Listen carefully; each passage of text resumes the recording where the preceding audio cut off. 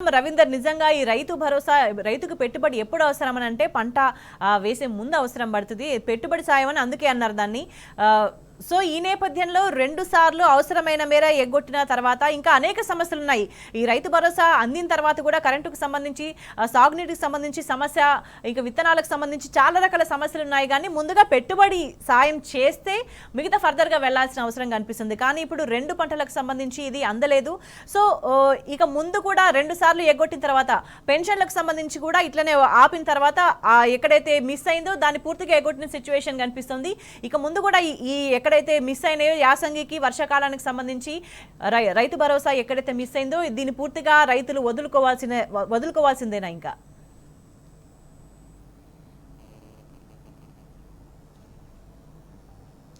వాస్తవానికి గత 10 సంవత్సరాల పాటు తెలంగాణ రైతాంగం ఎలాంటి ఇబ్బందులు ఎదుర్కోలేదు కారణం ఆ ప్రభుత్వానికి మనసుంది ఆ నాయకులకు రైతుల పట్ల ప్రేమ ఉంది కానీ ఆ ప్రేమ ఆ మనసు కరువైనట్టుగా స్పష్టంగా కనబడుతుంది సమైక్య రాష్ట్రంలో ఎలాంటి దుస్థితి రైతాంగం ఎదుర్కొందో ఇవాళ తెలంగాణ రాష్ట్రంలో ఉన్నటువంటి రైతాంగం కూడా అదే అంటున్నారు వనరులు ఉంటున్నాయి అవి ఉపయోగంలోకి వస్తలేవు నాయకులు ఉంటున్నారు వారు పనిచేస్తలేరు దాదాపుగా మనసున్న నాయకుడు ముఖ్యమంత్రిగా ఉన్నంత కాలం తెలంగాణ సమాజంలో ముఖ్యంగా తెలంగాణ రాష్ట్రంలో ఉమ్మడి నిజామాబాద్ జిల్లాలో ఏ ఒక్క రైతు కూడా ఇలాంటి పరిస్థితిని ఇలాంటి దుస్థితిని చూసిన సందర్భం ఎక్కడ కూడా కనబడలి 10 నెలల తర్వాత మళ్ళీ సమైక్య రాష్ట్రంలో ఎలాంటి ఇబ్బంది రైతాంగం ఎదుర్కొందో అదే రిపీట్ కావడంతో రైతులంతా ఆశ్చర్యపోతున్నారు ఆందోళన చెందుతున్నారు ముఖ్యమంత్రి కేసీఆర్ కొనసాగినంత కాలం ఇలాంటి ఇబ్బంది ఉండేది కాదని రైతులు ప్రతినిత్యం ఎక్కడొక్క చోట ధర్నాలు రాస్తారోకోలు నిరసన కార్యక్రమాలు తెలిపి మరి రైతులు ఒకరికొకరు చర్చించుకుంటున్నారు రైతులు సంఘటితం అవుతున్నారు మనమంతా యూనిటీగా ఏర్పడి రైతాంగానికి మోసం చేసినటువంటి ప్రభుత్వానికి ఖచ్చితంగా గుణపాఠం చెప్పాలని యావత్ తెలంగాణ రైతుతో పాటు ముఖ్యంగా ఇక్కడ ఉన్నటువంటి ఉమ్మడి నిజామాబాద్ జిల్లాలో ఉన్న రైతులు కూడా ఒక ధీమా ఒక భరోసా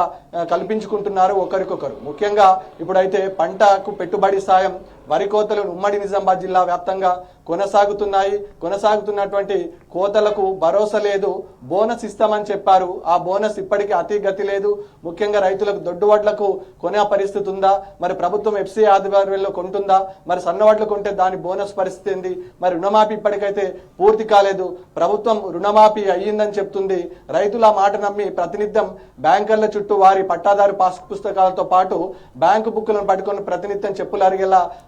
తిరగాల్సిన దుస్థితి ఏర్పడంతో రైతు ఆవేదన చెందుతున్నాడు ప్రభుత్వం మోసం చేసింది దగా చేసిందని ప్రతినిత్యం రైతు బాధపడుతున్నాడు కానీ ఇవాళ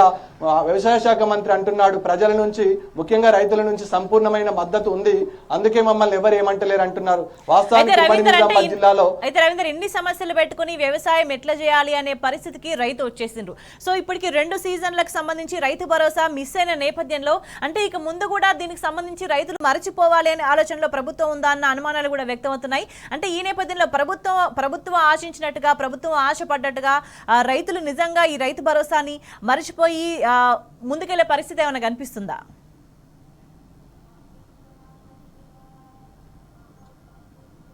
ఓకే సో డైరెక్ట్ గా ప్రభుత్వం రైతులను కన్ఫ్యూజ్ చేసే ప్రయత్నం అయితే స్పష్టంగా కనబడుతుంది అంటే వారి చెప్పే మాట ఒక లెక్క వారు చేసే వ్యవహారం ఒక లెక్క కనబడుతుంది వ్యవసాయ శాఖ మంత్రి ప్రతినిత్యం అవగాహన ఉండి మాట్లాడుతుండా అవగాహన లేక మాట్లాడుతుండా అధికారుల నుంచి లెక్కలు తెప్పించుకొని మాట్లాడుతుండా లేక గాలికి మాట్లాడుతుందా అనే విషయం కూడా స్పష్టత లేదు ఒకసారి అయ్యిందంటారు ఒకసారి కాలేదంటారు ఒకసారి 99% అయింది 1% మాత్రం మిగిలిందంటాడు అంటే రైతులకు నాకు కాకపోతే ఇంకొకరికి అయి ఉండొచ్చు అనే భరోసా కల్పించే ప్రయత్నం ఇవాళ స్వయాన బాధ్యతాయుతమైన అగ్రికల్చర్ మినిస్టర్ మాట్లాడితే ఇక సాధారణమైన ప్రజల పరిస్థితి ఏ విధంగా ఉందని రైతులు ప్రతినిత్యం చర్చించుకుంటున్న సందర్భం స్పష్టంగా కనబడుతుంది ముఖ్యమంత్రి ఏమో ప్రధానమంత్రికి రాసిన లెటర్లో ఇంకా 50% మిగిలి ఉందని చెప్తాడు వ్యవసాయ శాఖ మంత్రి అసలు రుణమాఫీ పూర్తిగా అయ్యేంత వరకు రైతు భరోసా ఇయ్యలేమని చెప్తారు ఇట్లా కన్ఫ్యూజ్ చేసడం వల్ల రైతులు ఇబ్బంది పడుతున్నారు